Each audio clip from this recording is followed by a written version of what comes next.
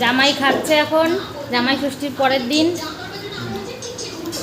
ষষ্ঠী কিন্তু দুদিনই হয়, দুদিন ধরে জামাই ষষ্ঠী খাচ্ছে।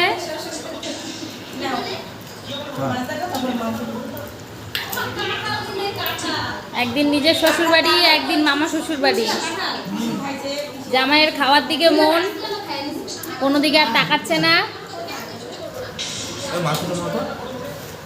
জামাইয়ের মেয়েরও খাওয়ার দিকে মন, কোনো দিকে তাকাচ্ছে না।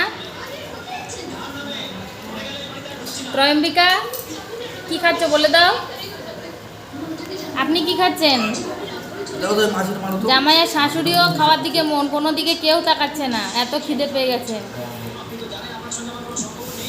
মনে কি দিয়ে খাবে? ঢাকা দিয়ে দাও তো,